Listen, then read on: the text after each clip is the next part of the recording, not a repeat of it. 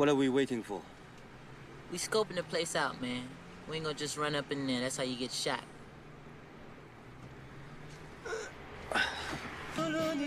Say that again. You wow. Ooh. Yeah. What is it good for? Absolutely Man, you not. don't know nothing about no war. Everybody knows war. Yeah.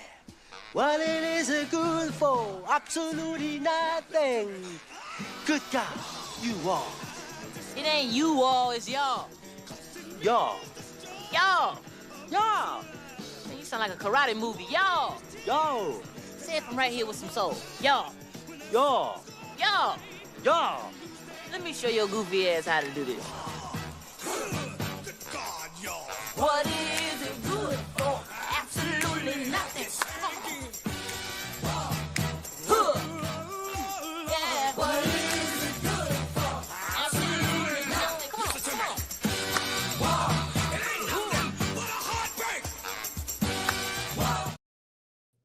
Giants fans, what is going on? You are listening to another episode of the New York Giants Rush Hour preview show. This week, Chris could not make it, unfortunately, so I am backfilling him.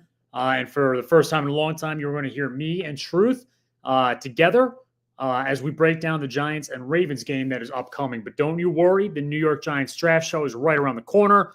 Each week, we'll be breaking down a new unit, and we will be discussing the best prospects for the Giants for 2025. We wonder what position they're going to take first overall. But you never know. They might trade. They might not like the quarterbacks. We'll see what happens. But anyway, Truth, what is going on, my friend? Not much. Great intro, Spartan. I loved it. I appreciate that, Truth. We have to save our best content for when the Giants are at their worst possible selves. This way, we provide some entertainment to the people listening.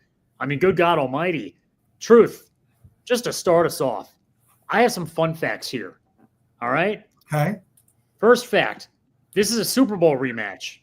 Now, that's not that fun, and that's pretty common knowledge. You watched that Super Bowl. I did not. The Giants got crushed in that Super Bowl. My dad does always say, though, despite many alluding to the idea that the Giants never had a shot, my dad will always say that the BS call on the interception return touchdown was the turning point of the game. I don't know. Do you agree with that or not? No, I don't know. I don't think they would have mattered, to be honest with you. The Giants were totally outplayed.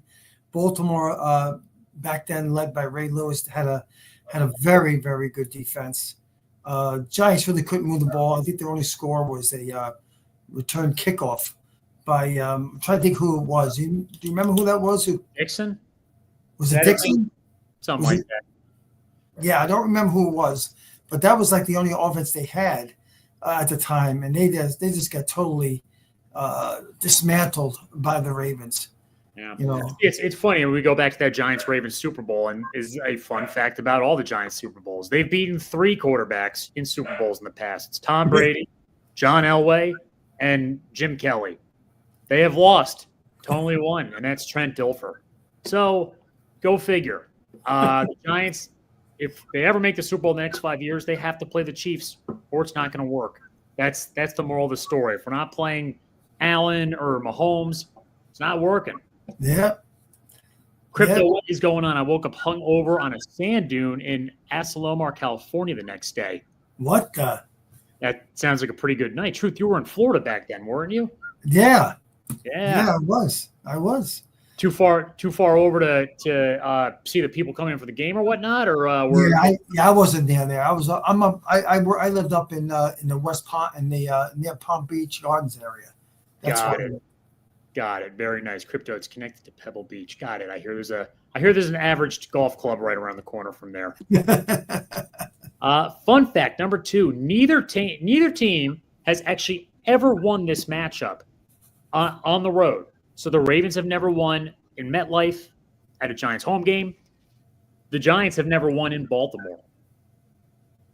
I think it's about time that one comes to a close here. That's going to end. That's going to end this Sunday. Yeah. And it's funny. When I think Giants Ravens, obviously they don't meet very often, but I do think of the Super Bowl first and foremost because that's always the most important matchup, right? But we've actually had some pretty solid wins over the Ravens that I can remember. 2008, we actually annihilated the Ravens. That might be the best quality win of the Giants in the last 15 years in terms of destroying a good team. In fact, they didn't look good at all that day. Remind you, the Ravens that year went to the AFC Championship game under Harbaugh's first year with Rex Ryan as the defensive coordinator, and all the guys were hurt between Ray Lewis and the traditional Giants-Ravens defense. Fast forward, we went 2016. 2022, we had a matchup with them again, and that was probably that felt like we hit the turning point of the Giants that game, did it not? It was a very exciting home game. That's what we thought was going to happen, and it did look that way that season. Fast forward now to 2024, we know where we're at. We're a banged-up team. We got lots of question marks left and right. We don't know who that – I mean, Tommy DeVito's back in at quarterback, right? The Giants, and this is another fun fact, are sitting at 16.5-point underdogs this game. This is their biggest underdog spread since 1966 when they played the St. Louis Cardinals, which they did cover. They didn't win that game. Man, Spartan, you did your homework. I love fun. I'm just addicted to them. Again, I don't have time to – I don't watch the Giants football because they suck so bad, so I could just find fun facts.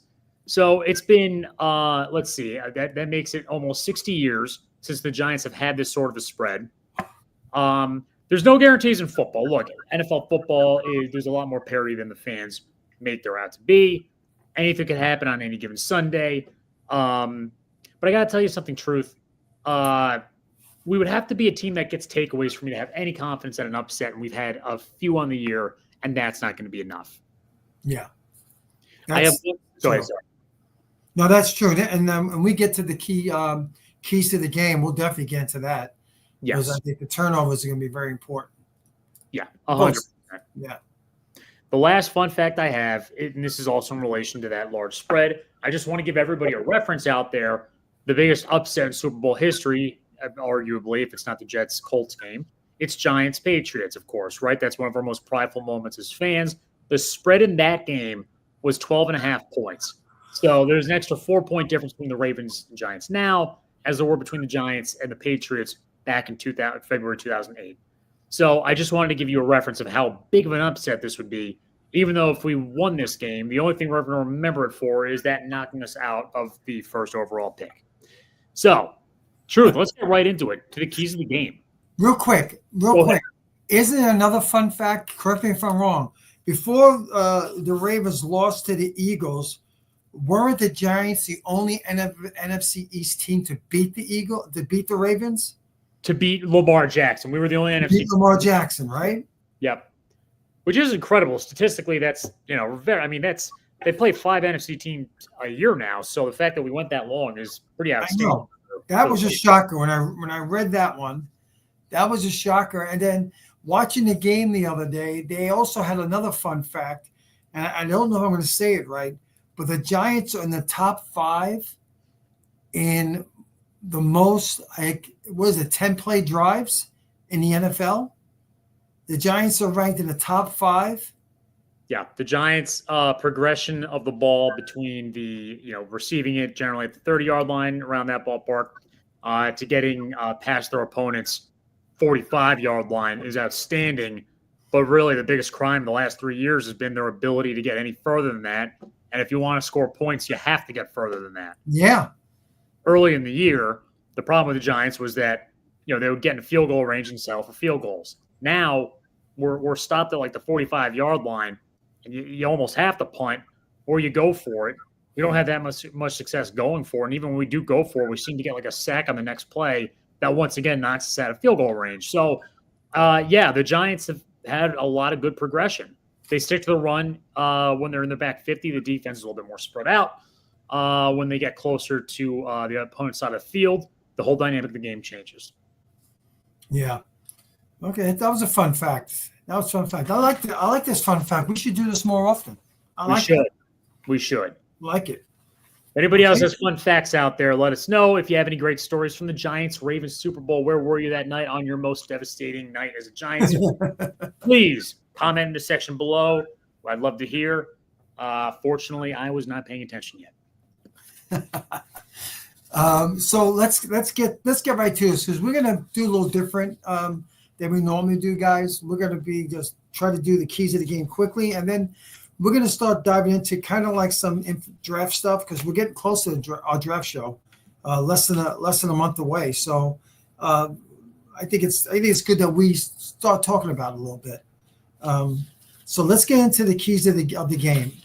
First for the Giants. Okay, if you watched the game last Sunday, the Giants had kind of a makeshift defensive line, really no-name guys, and they did a heck of a job against the Saints. For the most part, they held them for Kamara to practically like 60-something yards.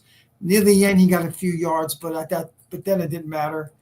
But they're going to go against a guy totally different in style and talent level, and Henry. He's second in the league in rushing. He's a beast, big guy. He can run. He can go inside between the tackles. He can even go on the outside. So they're going to have their hands full. If they have any chance, they have to somehow contain Derrick Henry and not let him gain 100, 120, 150 yards, which he can easily do. So Right. That's something they gotta really. Let's see if they're up for the task. They did a good job. They really did. I was very impressed with the Giants' defensive line. They played with a lot of heart, a lot of soul.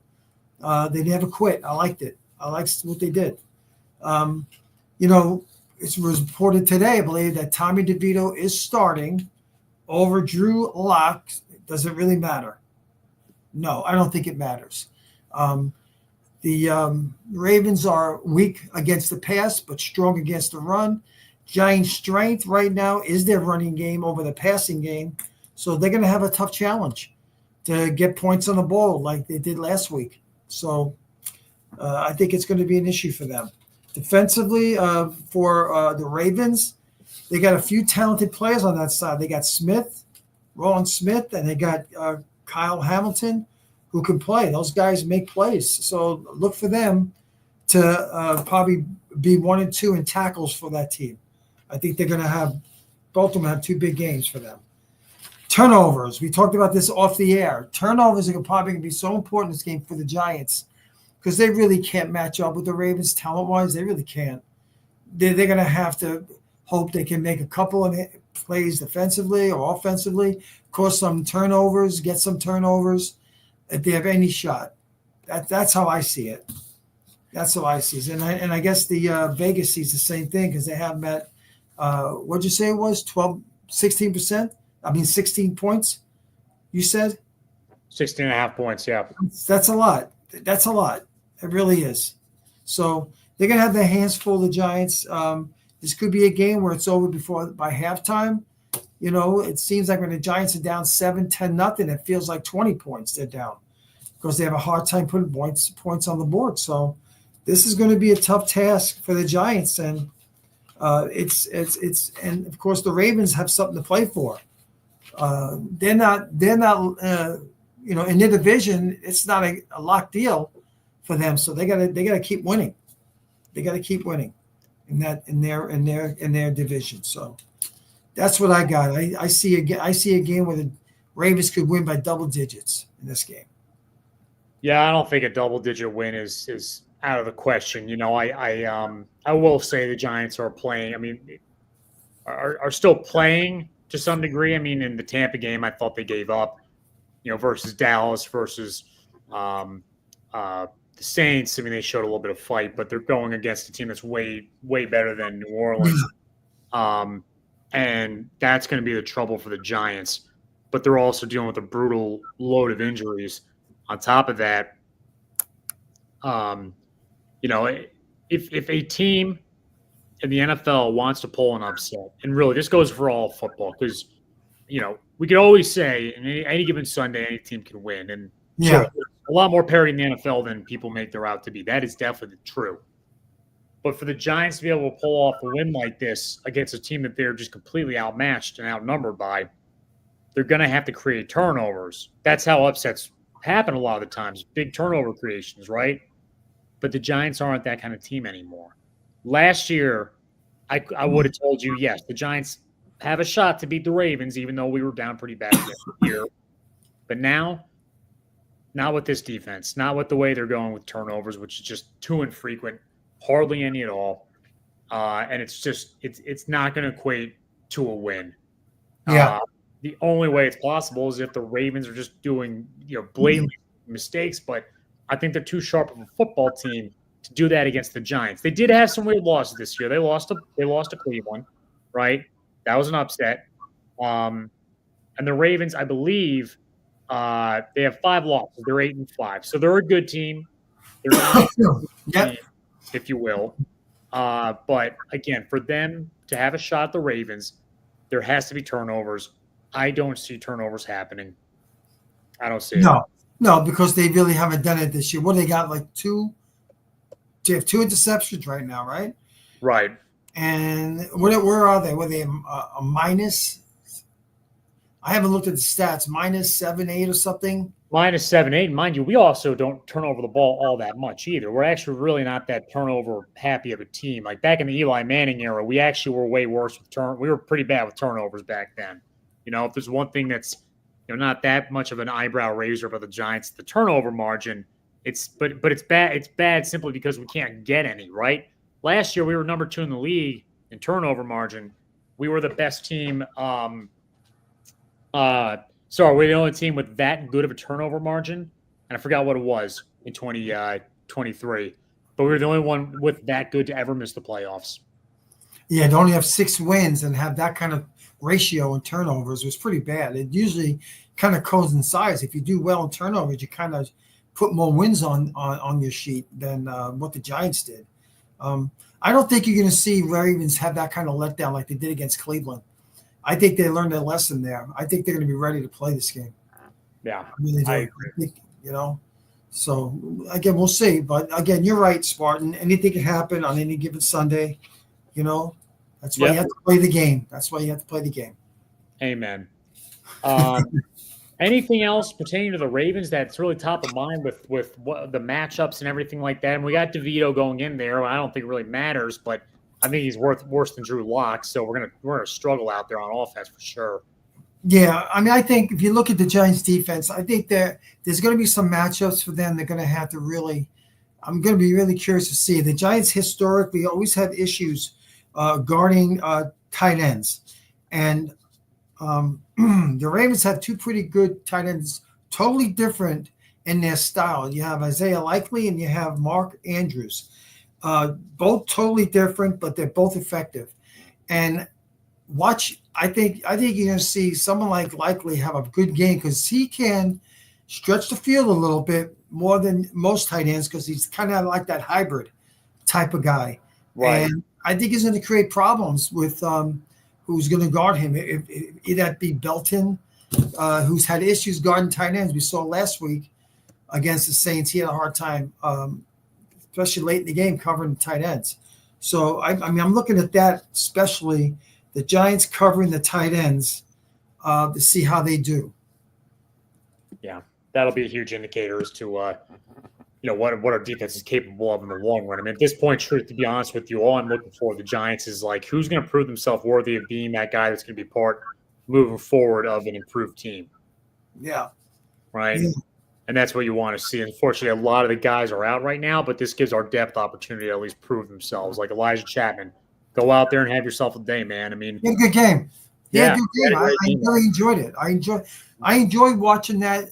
No name defensive line because they showed hustle. They didn't quit. They didn't give up on the ball. They chased down. You'd like to see that. And there's no secret the Giants definitely need to get more help for Lawrence on the defensive line, whether it be in free agency or in the draft. I think they definitely do.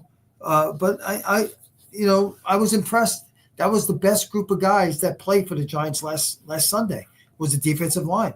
They played really well. Right. That was the first time in a long time that you felt like they actually were Spartan, they played with urgency. It looked like they were playing for their job to show the coaching staff I could be on this team. So, this is auditioning for next year, not just now, the last 4 games.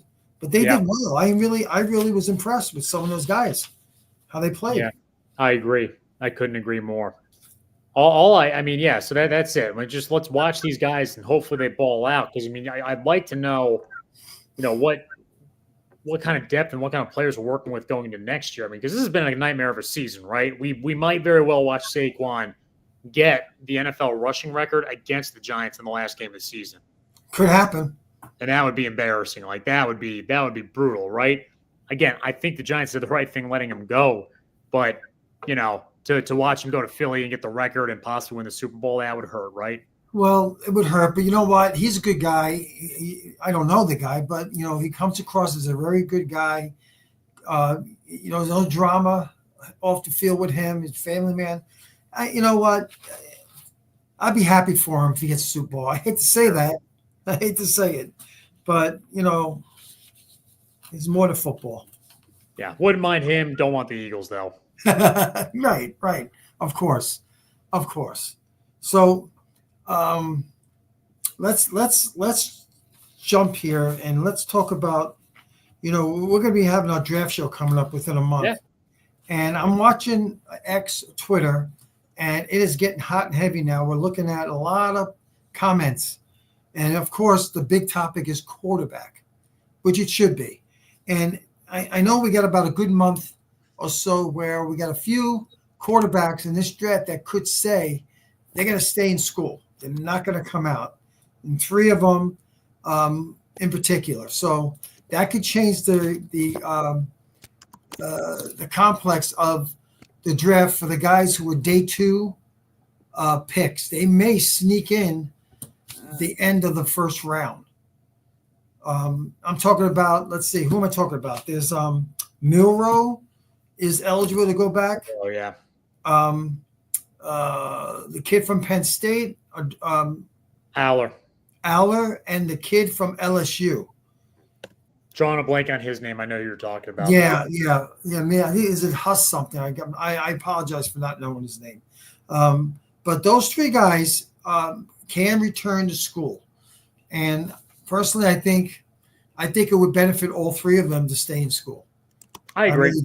I really do. Like if you're on the fence nowadays, you make money in college, so you're probably better off staying there. And Jay, you're right. Jay just put something down there. He kind of fits what the Giants look for in their prototype quarterback. He's got the size that they like in their quarterback. He's got the temperament. I think the kid's a talented kid. I just think another year in at Penn State would do wonders for him. Would do wonders for that kid. So, anyway, the two quarterbacks who obviously has getting the most of the ink is Sanders and Ward. And I mean, I saw that video. I think you saw it too, where Deion Sanders was at some kind of luncheon, and he was talking to Antonio Pierce, and he kind of made, there he is, Nussmeier, and he was kind of gesturing that for him to draft his son. Now, we have 4 games left. We don't know what the Giants are going to do. They can lose all the rest of the 4 games, which is likely, and whatchamacallit, the Raiders could win a game. I don't know. But if it does stay like this, where the Giants are picking number 2, it's going to be interesting because I can tell you right now, I don't know if Sanders is the bona fide number 1 pick the way Williams was at this point last year. It was a given that Khalid Williams was the number 1 pick, even though Daniels was coming on strong. He still maintained it, and he was the number 1 pick. I don't know if that's going to be the case for Sanders, especially if how they do in the combines, how they do in their pro day. There could be a change there. Who gets picked number 1? Yeah, I think. What's interesting was when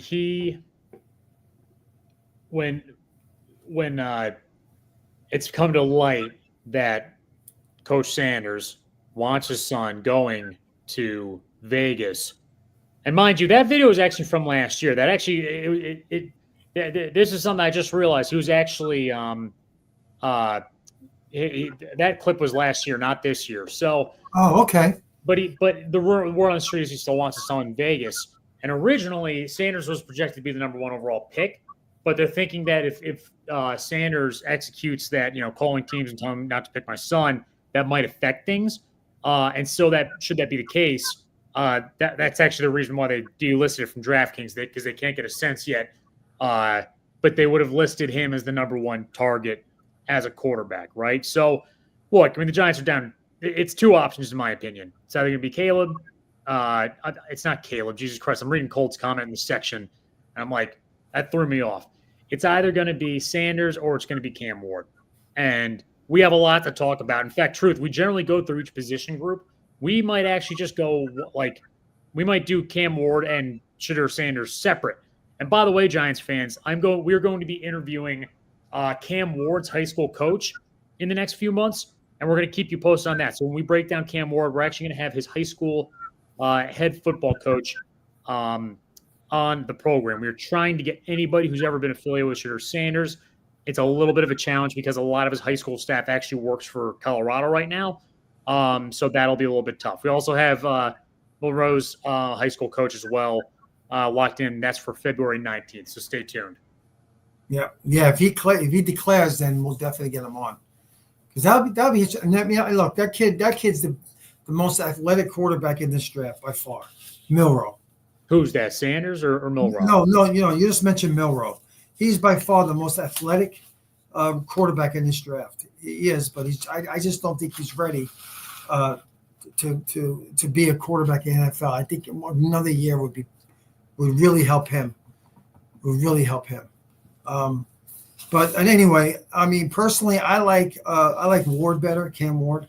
I even liked him last year when I saw a lot of his tape, and then when he went and declared to stay in school, I stopped looking at him.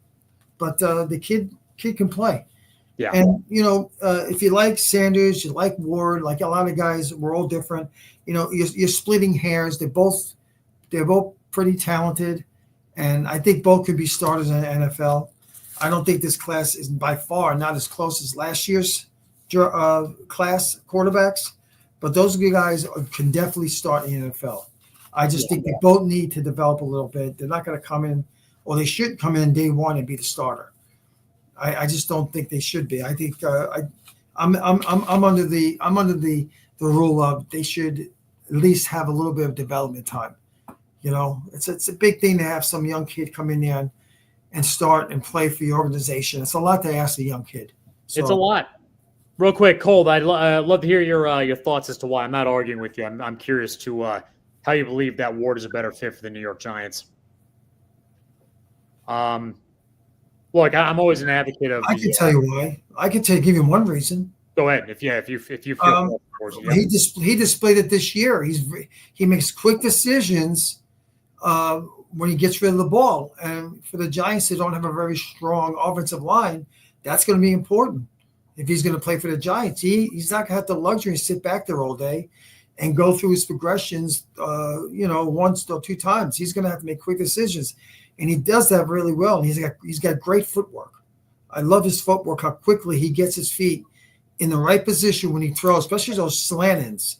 I watch a lot of games. They love that play where, there's an option of handing the ball off or throwing the ball. And when he does throw the ball, his feet are set quickly and he makes up his mind. There's no delay. Good. So that's what I like about him. I think maybe Cole might agree with me or not, but I think that's one reason why I think he fits the Giants system. Ward is a better fit for the Giants, right? Ward interviews pretty good. Giants like that. I do agree the Giants like that. I personally am caring less and less about that nowadays. No drama. Very good. Yep. No drama. I get it. I get that. No drama. Way higher ceiling than Baby Dion, perhaps. Curious. Well, I agree with him. Yeah, I agree with him. I like him.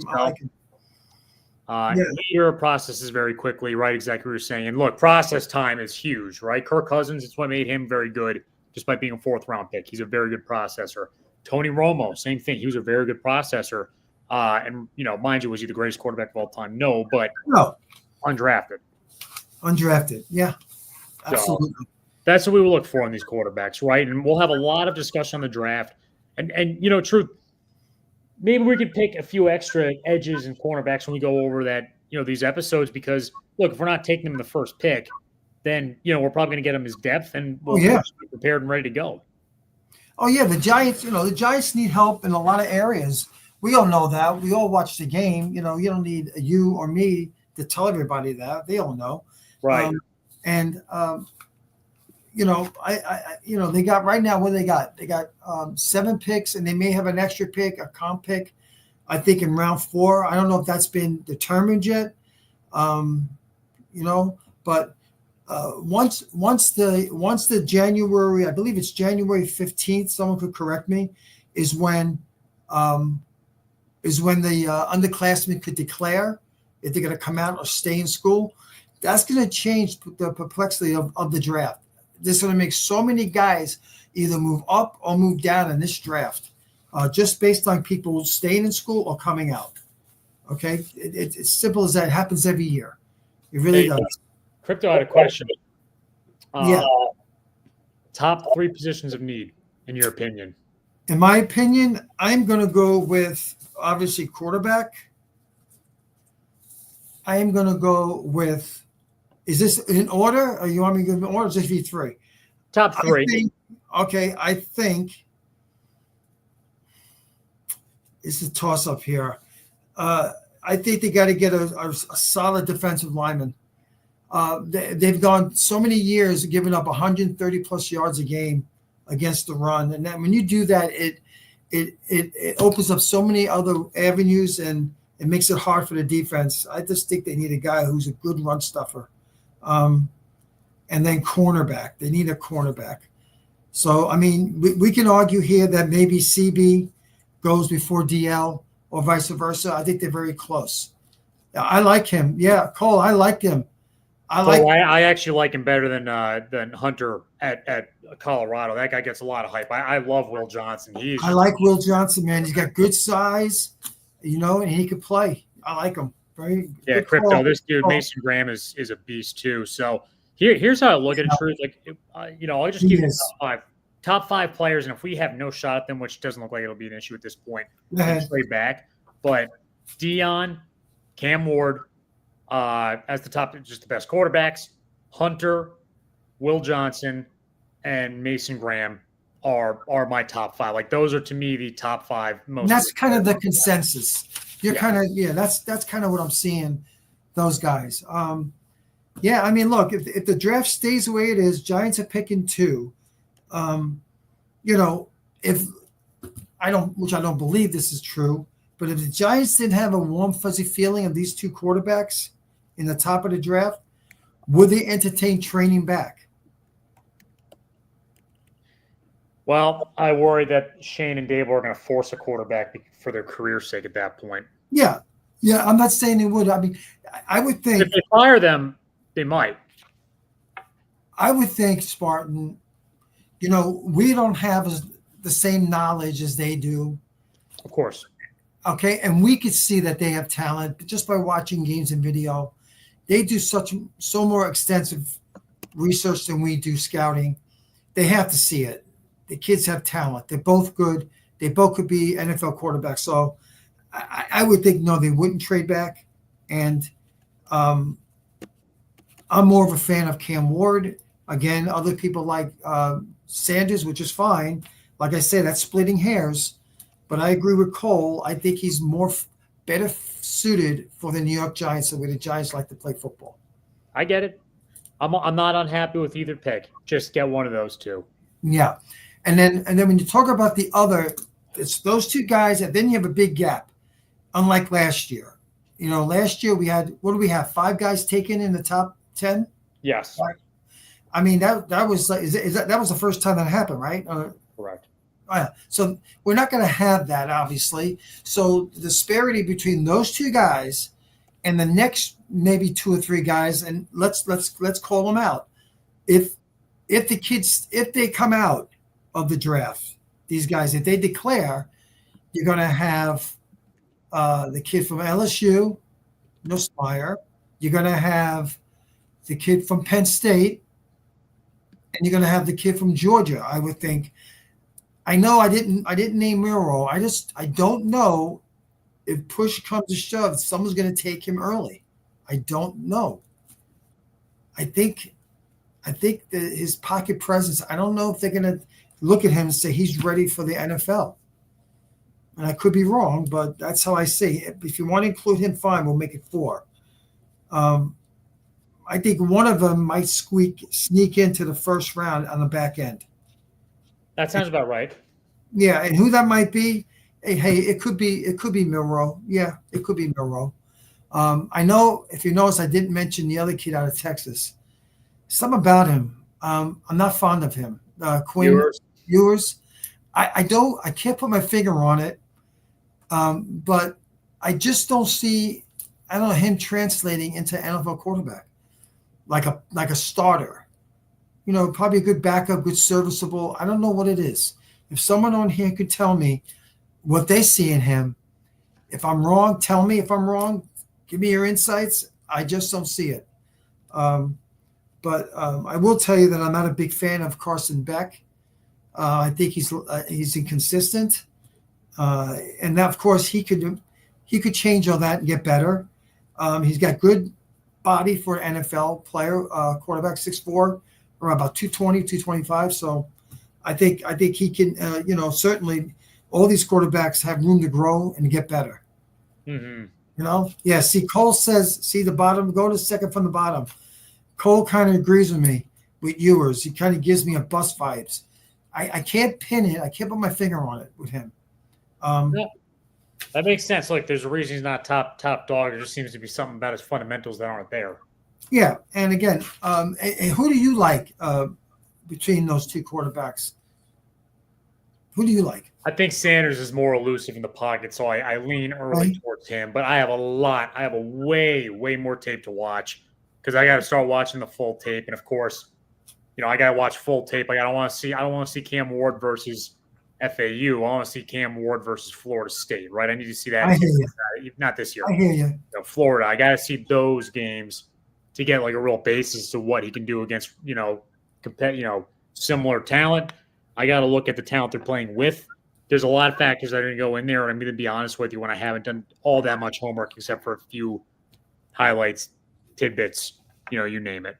Yeah. Do you really believe that when push comes to shoves, Deion is going to be real adamant about telling where his son can go? Or you think that's just a little smokescreen, maybe scare people off? Because he said he would do it on NFL. I forgot what channel that was where he said it. He's going to do it. The question is, are the Giants on the list of teams that he would say no to? I think that depends on what they do this offseason. I'm not saying he's partial to or against the Giants, but remember, the Giants have been out there this entire season. Shane's been out there. Brandon Brown's been out there a lot. So I kind of hope that Deion would have just shut that down by now, but we'll see. He might be waiting. Yeah. Yeah. And again, we have other positions of need, of course. I mentioned defensive tackle or defensive lineman, someone who can stop the run. I think that's important. You can't expect Dexter to do everything. He gets double teamed a lot. And, do we have somebody already on the roster that can do that? Chatham's not bad, but I still think they need more talent there. Young talent. I don't know if I want to go through free agency and get somebody pay too much for someone to do that. I think I like to get someone in a rookie deal. I agree. Well, all right, Giants fans. Look, first of all, Truth, pleasure being back. We're going to get back at it pretty shortly here because we're going to be focusing on the draft, unfortunately, a little bit earlier than usual. But to all the Giants fans, thank you for tuning in tonight. We know there's not that much to hope for right now over the next month. Get through the next 4 weeks. Hopefully the Eagles don't win another Super Bowl. And then I'm fine with the rest of the season. Let's get that first pick and let's go. Yeah, anybody real quick before you leave, any predictions for the game? How bad? Who's going to the game? I guess no one, huh? Not I, said the fly. I like to down the trade.